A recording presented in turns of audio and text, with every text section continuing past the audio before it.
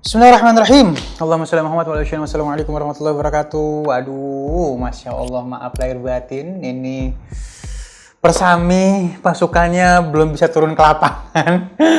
Apa namanya, ada beberapa hal yang memang kita masih mengikuti protokol yang ada ya.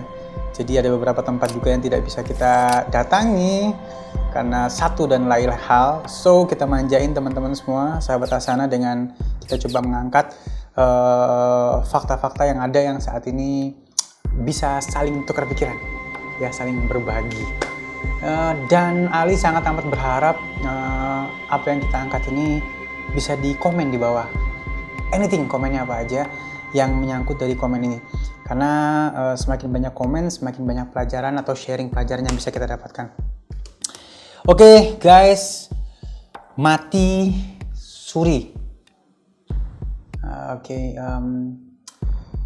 Kalau misalnya ngomongin masalah mati suri, artinya orang yang mengalami kematian sesaat, tapi nggak juga, ada yang lama, ada yang bisa dibilang koma itu ada yang bilang mungkin mati suri, tapi mati suri itu kembali lagi ya. Kalau yang koma selesai meninggal berarti dia tidak mengalami mati suri. So mati suri di sini artinya badan ini udah nggak bisa activity, udah nggak bisa aktivitas apapun, masuk ke dalam sebuah dimensi ruang yang berbeda. Aku pernah mati suri, nanti aku ceritain ya. Seperti apa, ya Allah, di dalam sana ya. Yang jelas setiap kita ingat itu, pasti kita akan lebih dekat lagi sama Allah Subhanahu Wa Taala. Karena sebaik-baiknya pembelajaran adalah kematian. Pada saat kita belajar tentang kematian, maka kita akan lebih dekat sama Allah Subhanahu Wa Taala. Mudah-mudahan konten ini juga bisa mendekatkan diri kita kepada Allah Subhanahu Wa Taala ya. Kasus mati suri memang kerap terjadi kepada beberapa orang.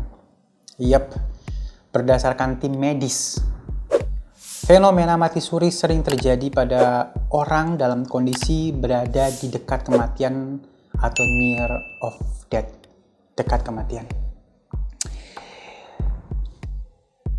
Almarhum bisa dibilangnya, kalau aku bilangnya jidah ya, ini dibilangnya nenek ya, dari mama. Beliau dipasangin selang di badannya, udah pakai selang semuanya. Al-Fatihah ila ruh sidah umi sidah Musa wa al-Fatihah a'udzubillahi minasyaitonir rajim. Bismillahirrahmanirrahim. Alhamdulillahirabbil alamin arrahmanirrahim maliki yaumiddin iyyaka na'budu wa iyyaka nasta'in ihdinas siratal mustaqim siratal ladzina an'amta 'alaihim ghairil maghdubi 'alaihim waladdallin amin. Akhirnya dia itu di Semarang ya, di rumah sakit Semarang.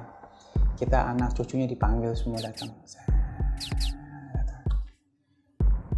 Gak tahu gimana, aku tuh masih SD. Iya, SD atau SMP gitu ya. Itu masuk ke dalam ruangan, jadi ruangan itu sudah pakai selang semua. Naudzubillah min dzalik, kita mudah-mudahan jangan sampai masuk ke situ ya Allah. Terus tiba-tiba aku deketin jidah aku. Pas aku deketin jidah aku, kayak ada yang bisikin gitu, "Ya Ali, azanin." Azanin. Sementara itu bukan VIP, jadi banyak orang lain lagi di situ kan, rame. Akhirnya aku azanin, gak tahu siapa yang merintahin itu. "Ya Ali, azanin," katanya. Aku azanin nggak pelan, kenceng. Allahu Akbar, Allahu Akbar. Aku azanin. Kasihan katanya, kasihan azanin. Aku azanin sampai selesai, dateng lah itu mama dateng. Ini anak kenapa gitu kan? Kenapa sih udah bilang jangan teriak-teriakin gitu? Nggak, nih ada yang nyuruh ngazanin nih, tapi nggak gitu caranya. Namanya waktu itu aku masih, ya dibilang apa ya, nggak tahu gitu aja, tergerak gitu. Kasihan aku bilang sama mama.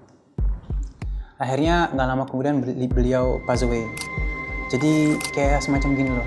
Banyak orang yang memang sudah harusnya selesai urusannya sama dunia, tapi karena mesin airnya mereka masih hidup. Karena mesin airnya mereka masih terjaga. Karena mesin airnya mereka masih dipaksa untuk bertahan hidup. Ya namanya kita sebagai manusia dan keluarga pasti untuk ikhtiar untuk untuk menahan sedemikian rupa biar tetap kembali sehat dan hidup kembali ya. Akhirnya pas diazanin, beliau tersenyum dan gak ada gitu ya. Itu pengalaman mistis pertama kali yang aku punya, dan aku ngelihat orang-orang di situ di sekitarnya gitu. Jadi ini kak nenek aku itu dikirim tuh kayak meringsang gitu, ada yang meringsang, ada yang tenang, ada yang dalam keadaan itu serem banget itu serem banget itu ya. Ada yang dalam ketakutan, ada yang dalam keadaan happy, ada yang dalam keadaan jadi suara azan itu aku kumandangkan satu ruangan dengar itu. Dan yang ajaib apa? Susternya baru masuk ke dalam ruangan itu terkejut gitu pas aku terakhir la ilaha illallah, baru suster masuk, baru keluargaku masuk, padahal aku azan itu kan lama banget. Nah akhirnya di ruangan itu kayak silent habis itu. Ruangan itu silent, yang kedengaran bawa keluar namanya bawa keluar bahasa Jawa. Iki tigo nang ngarep gitu. Dibawa keluar gitu. Jangan kenceng banget gitu. Akhirnya sampai saat ini pun aku selalu al-Fatihan beliau, dan beliau kembali ke Allah dengan keadaan tersenyum setelah diazanin itu. Allahumma shalli Muhammad. So, mati suri ini akan jadi pelajaran bagi orang-orang yang paham. Sebenarnya kita tidur pun dalam keadaan mati sebenarnya. Makanya pada ma'amatana wa ila nusyur. Jadi bismika Allahumma ahyi wa bismika amut. Alhamdulillahilladzi ahyana ba'da ma'amatana ba'da setelah kematian. Ma'amatana wa ilaihi nusyur. Nah, cuman bedanya kalau kematian itu, kalau tidur itu latihan mati sebenarnya. Jadi orang yang tidur itu orang yang latihan mati bagi yang paham. Jadi kadang-kadang ada yang punya pemikiran kalau tidur mau saya program. Jadi bisa.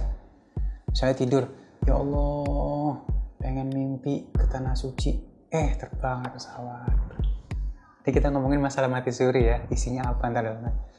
Ya dia senyum aja sampai landing di Jeddah, atau ada yang landing langsung ketemu Ka'bah, sholat itu nikmat, dia senyum. Itu tidurnya dia. Kalau orang di sebelahnya ngelihat itu lagi senyum dia, lagi senyum. Kadang-kadang orang tidur senyum kenapa sih? Kalau orang yang nggak tahu takut. Tapi kalau misalnya orang yang paham, lagi mimpi apa nih, indah banget gitu. Nah ada yang tidur dalam keadaan mudabdab itu ketakutan, wah keringetan dan segala macam, karena dia dalam keadaan waswasi syaitan atau dalam keadaan mimpi buruk apa segala macam. Begitu juga mati suri, wallahu a'lam bishawab. Jadi mati suri ini orang yang belum selesai urusannya sama dunia, tapi jasadnya atau fisiknya itu sudah gak kuat lagi. Jadi banyak yang bertanya kan, orang yang sedang sekarat ketika dikejutkan jantungnya hidup lagi gitu kan, shocking apa segala macam. Terus kalau di film balik lagi tiba-tiba terus di mana nih gitu kan.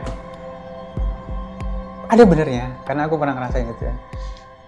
Terus yang kedua, seorang yang dikatakan meninggal secara klinis ya saat denyut jantungnya berhenti, dalam artian meninggal atau tidaknya seseorang hanya berpatokan pada denyut jantung sekalipun otaknya mengalami kerusakan. Pada saat denyut jantung berhenti, terasa sel-sel di otak masih bekerja. Yaps, bener nih. Jadi sekitar 4 menit seseorang yang sedang sekarat akan diberikan flashback meninggal kehidupan. Iya. Setelah 4 menit, dokter berhenti mengenyut jantung karena setelah lewat dari 4 menit tersebut, asupan oksigen ke otak sudah berhenti. Ini data-datanya ya. Dan kemudian terjadi kerusakan sel-sel pada otak. Jadi 4 menit patokannya 4. Jika dalam waktu tersebut tidak bangun kembali, maka dinyatakan kematian atau dinyatakan jam kematian. Namun ternyata ada juga kematian suri yang dimana seseorang bisa jadi belum meninggal, tapi dinyatakan meninggal. Yang berhenti detak jantungnya berhenti namun otaknya masih bekerja sehingga menyebabkan halusinasi atau ada penyebab yang lain, wallahu a'lam bishawab. Di sini ada kasus mati suri nih. Kita coba baca pelan-pelan ya. Cerita ini datang dari seorang perempuan asal Riau bernama Aslina. yang pada saat itu masih berstatus sebagai mahasiswi saat mengalami mati suri. Aslina namanya ya. Ia menderita penyakit gondok sejak umur 20 tahun dan dinyatakan meninggal oleh dokter yang menanganinya saat berusia 25 tahun. Jadi umur 20 tahun dan dinyatakan meninggal oleh dokter yang menanganinya saat berusia 25 tahun, hampir 5 tahun. Saat menghembuskan nafas terakhirnya, ia mengaku melihat malaikat yang sedang memegang kaki kanannya dan menarik ruhnya dari tubuhnya. Ya Allah. Allahu Akbar ya. Ketika keluar dari tubuhnya, ia melihat orang di sekitarnya dan jasadnya sendiri. Jadi kalau misalnya kita pernah ngelihat film, gitu kan ya. Terus, hey, ini terbaring nih. Lah, itu gue tuh gitu bahasanya. Ini gue siapa ya? Terus udah ngeliat samping-samping, terus kita ngomong kiri kanan tuh udah gak ada yang denger gitu kan. Terus kita ngeliat, aduh. Allahu Akbar ya. Ketika keluar dari tubuhnya, ia melihat orang di sekitarnya dan jasadnya sendiri. Kemudian ia melihat malaikat berpakaian putih di dekatnya. Ia menggigil saat salah satu malaikat itu bersuara dan mengatakan sangat menggema. Yap, benar banget ya. Lalu Aslina dibawa berjalan dengan kedua malaikat tersebut. Di sini dua malaikat disebutnya. Mencabut nyawa itu cuma satu ya, Israel. Mungkin catatan amal baik, amal buruknya Raqib dan Atid. Wallahu a'lam bishawab. Saat berjalan Aslina, aku kok ngeliat Aslina di sini kayak Alina. Aslina melihat banyak sekali orang-orang yang disiksa oleh makhluk besar yang menyeramkan. Ada yang dihujamkan besi ke tubuhnya, ada juga yang disiksa sampai kulit dan dagingnya melepuh. Setelah melihat orang-orang yang disiksa, Aslina melihat sosok yang mengaku sebagai amalnya Allahumma shalli Muhammad dan mendengar bacaan doa di sekelilingnya. Ia pun dituntun menuju cahaya dan kembali pada tubuhnya. Di sini aku ingin menggarisbawahi makhluk besar yang menyenangkan, yaitu mungkin simbolisnya melihat orang-orang disiksa mengaku sebagai amalnya. Jadi amal ibadah kita tuh mau wujud ya di sini. Al-Quran akan berbentuk nanti. Jadi yang sering baca Al-Quran akan menemani begitu masuk alam barzah, akan menemani sampai melewati Shiratul Mustaqim. Sebelumnya padang mahsyar akan menemani terus sampai nanti selesai, sampai kita masuk surga. Al-Quran akan memberikan syafaat. Ada pula syafaat Nabi Allah Muhammad SAW, hak adanya untuk siapapun, tapi ada prosesnya. Tapi kalau yang suka baca Al-Quran akan mau wujud. Amal soleh akan berbentuk juga. Ini beliau ngalamin, ya Allahu Akbar. Aslina ya. Tapi dibalikin lagi, mungkin dia harus ceritain sama kita semuanya supaya kita kumpulin amal kita sebanyak-banyaknya, akhirnya jadi bentuk nanti yang akan menemani kita di alam barzah, alam mahsyar, sampai dengan yaumul akhir nanti ya, pada saat hisab dan melewati Shiratul Mustaqim. Ini penting banget loh buat kita loh. Khususnya saat ini dengar, ya perbanyak menghidupkan atau menjadikan amal kita sehingga akhirnya nanti bisa mewujud atau berbentuk membantu kita di alam kubur nanti.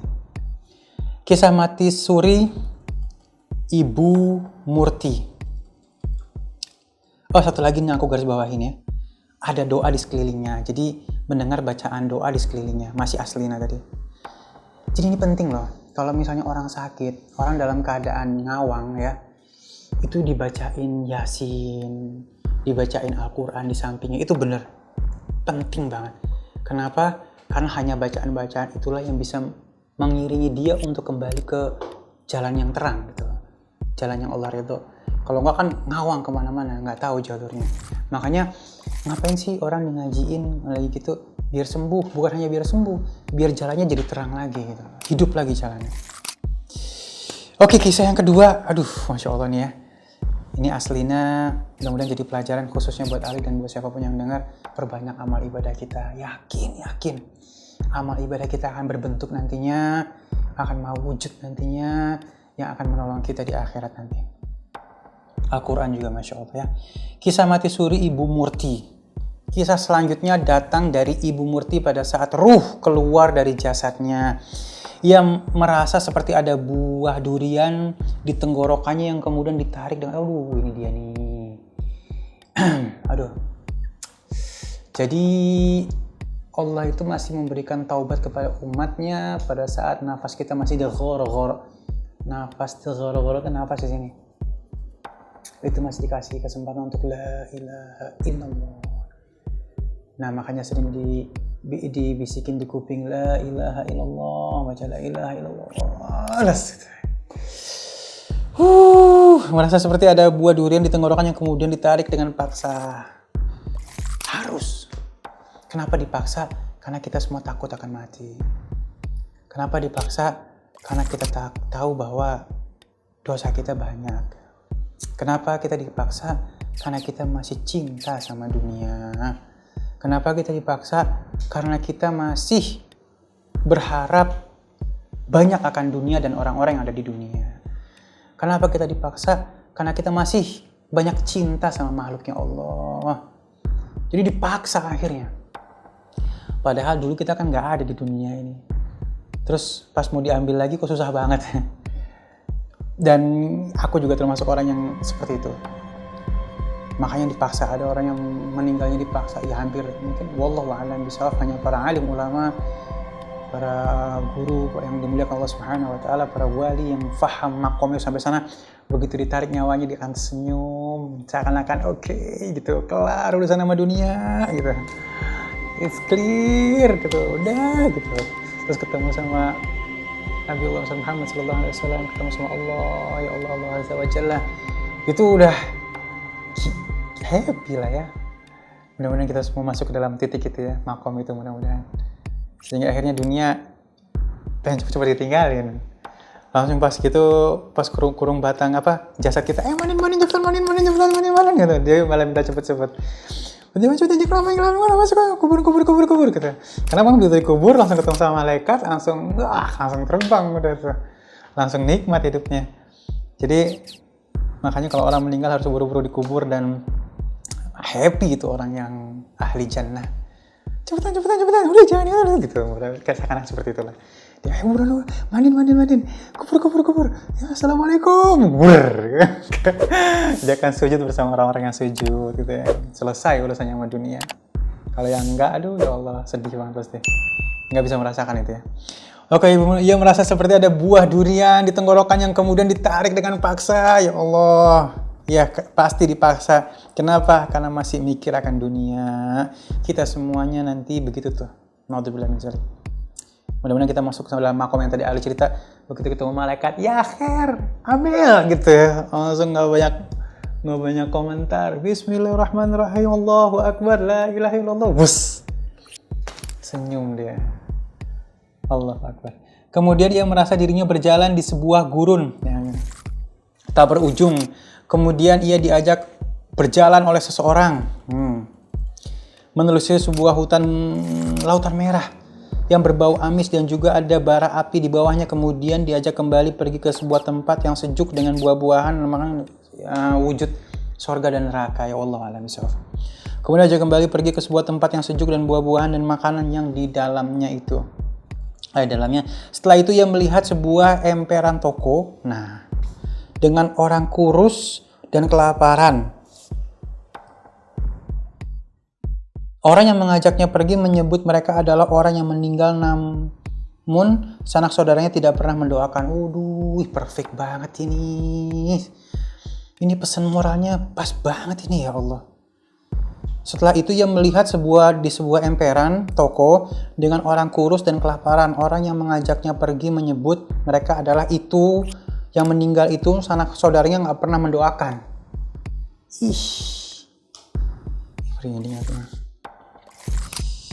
Ini kalau misalnya ente semua di rumah punya aba, punya umi udah nggak ada, ente nggak bacain doa. Ini based on true pengalaman seorang ya. Jadi ambil baiknya, gitu ya. Karena mati suri itu tanpa seizin Allah tidak mungkin, apalagi bisa mendapat gambaran seperti ini. Aku mati suri tuh gak dapat gambaran apa-apa. Blank. Ini dia dapat jelas banget loh. Jadi ini sekarang udah kewajiban kita. Jangan pernah pelit doain orang yang udah gak ada. Jangan pernah pelit kirim Fatihah untuk orang-orang yang gak ada.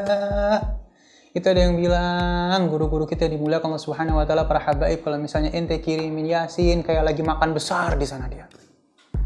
Kalau ente kirimin tiap pagi Al-Fatihah itu kayak lagi dikasih minum di padang mahsyar, di padang gurun pasir kasih minum tuh.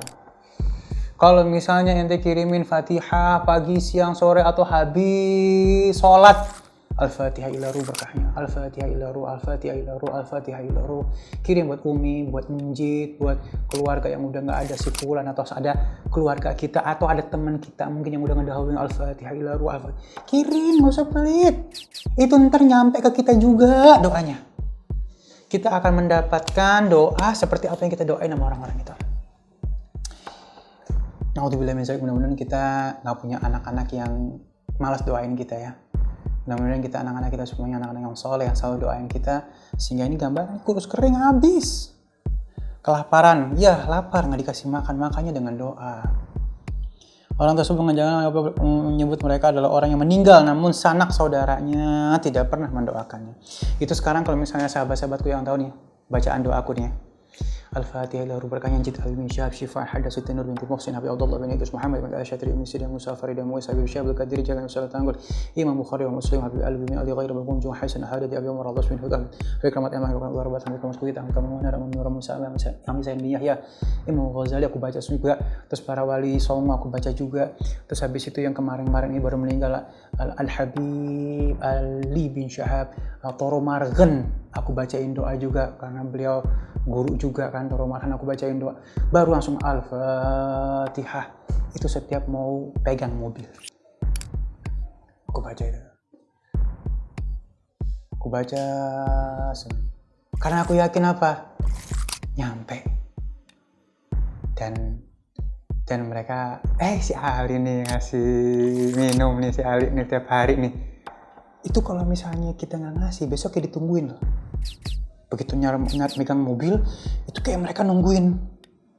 Ayo baca doa dong. Baca doa.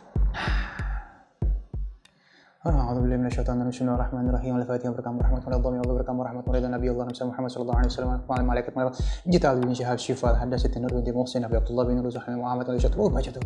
Sahabat Habib Ali Toro Margen bacain semua Al-Fatihah. Satu lagi guru kita, para alim ulama, para habaib pernah bilang muslimin wal muslimat. Jadi seluruh umat muslim, bayangin berapa juta, puluhan juta umat muslim di atas muka bumi ini kita doain. Ya Allah, pagi-pagi aja mau ngapain, pokoknya setiap habis aktivitasnya. Mudah-mudahan ya Allah ya Karim, Engkau angkat harga derajat martabat kami di dunia maupun akhirat. Angkatlah harga derajat martabat umat muslim di seluruh dunia yang lagi sakit, sehatkan. Al-Fatihah. Balik lagi ke kita. Jangan pernah pelit sama doa ya. Ini bayangin punya keluarga, punya sanak family yang ngasih doa kurus kering di akhiratnya. Nauzubillah min dzalik. Artinya beliau juga mungkin amalannya kurang, wallahu alam ya. Jadi gak terselamatkan dari amalan-amalannya ya. Kemudian diajak lagi ke sebuah tempat yang terlihat orang-orang berpakaian bagus yang sedang menyantap makanan. Orang yang mengajak pergi tersebut menjawab bahwa mereka adalah orang yang didoakan oleh keluarganya setelah ia meninggal. Itu baru aku ceritain. Jadi kalau misalnya kita kirimin Yasin malam Jumat, Al-Fatihah ila ruh, mereka lagi makan besar tuh. Mereka lagi makan besar. Ya. Jangan pelit dah sama doa, jangan pelit sama Fatihah. Jangan pelit.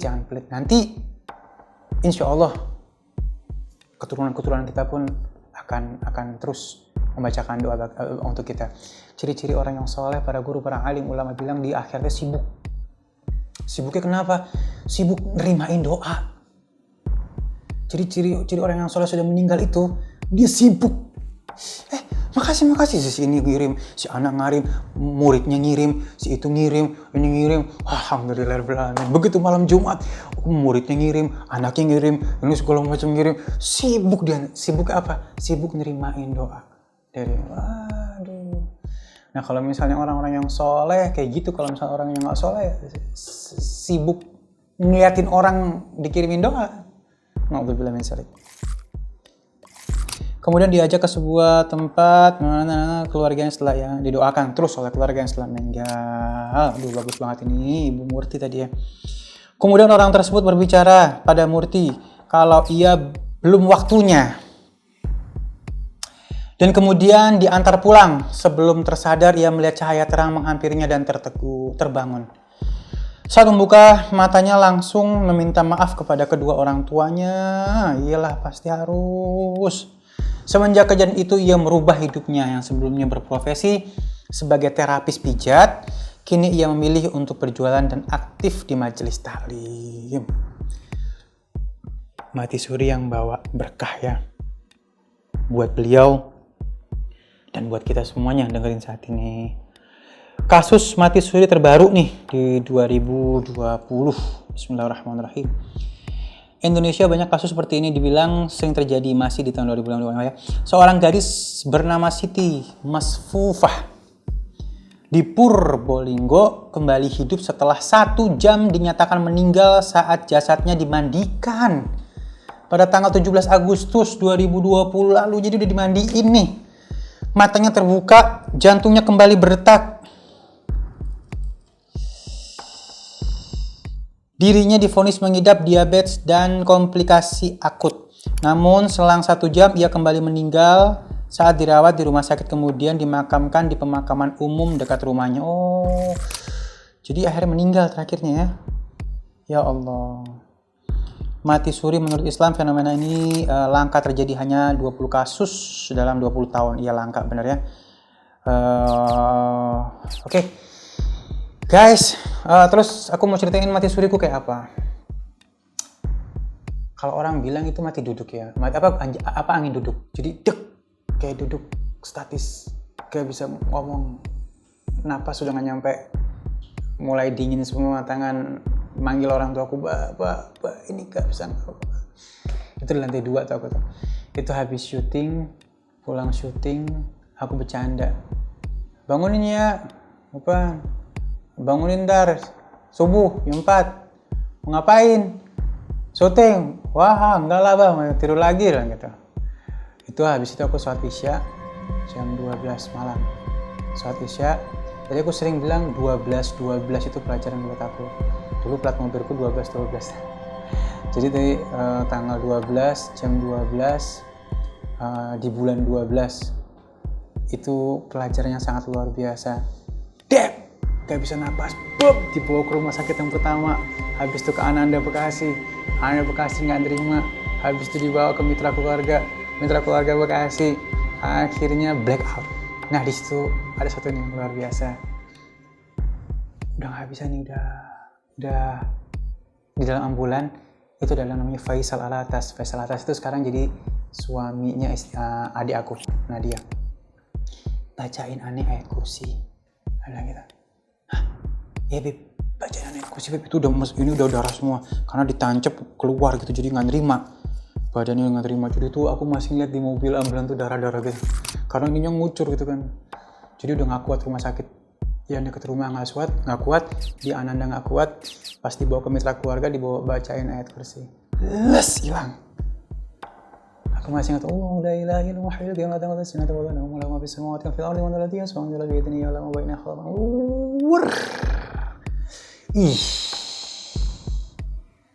Itu sakit yang kalau misalnya Ustaz dari Sulaiman bilang sakit cuma sebentar, ini cuma sebentar mati.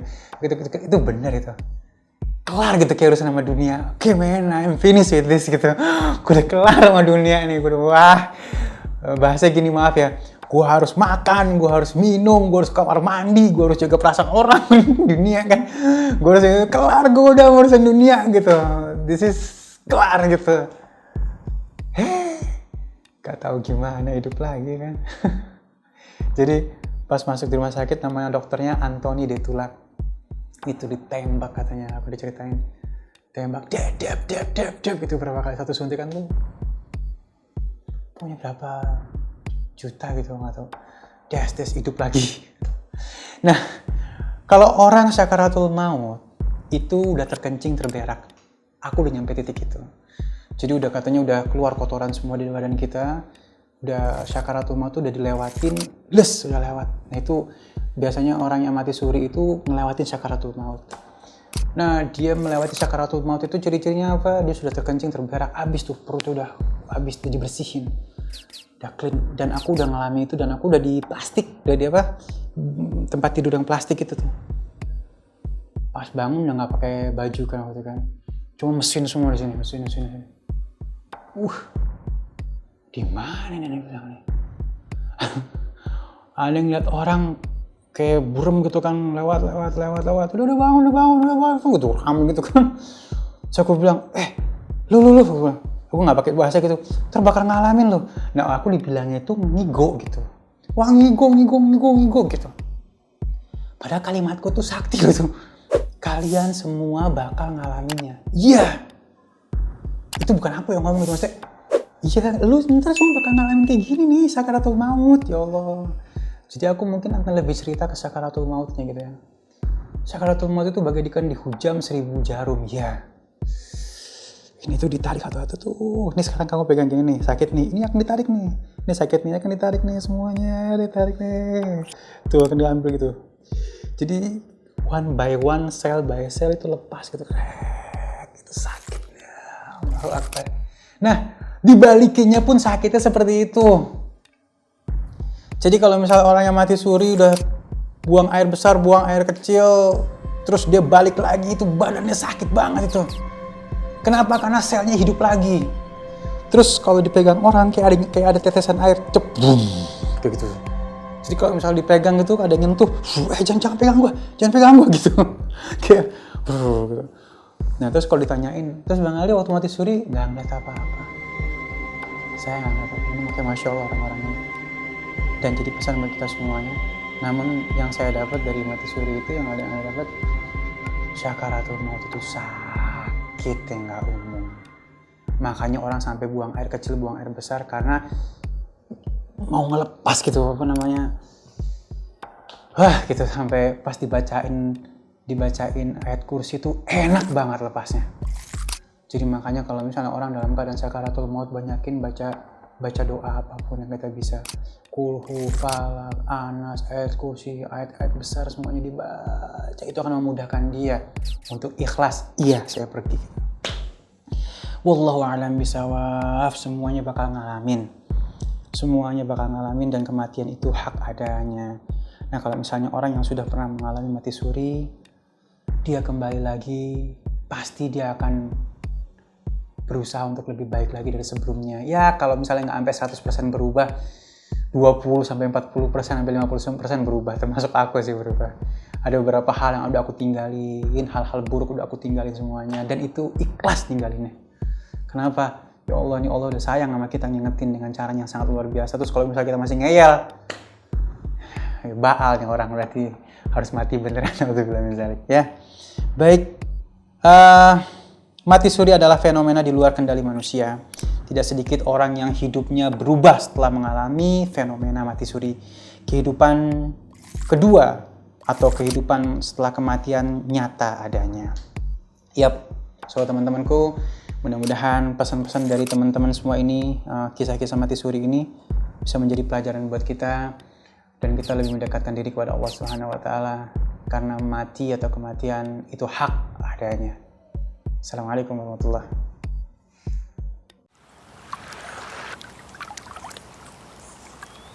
Asana TV.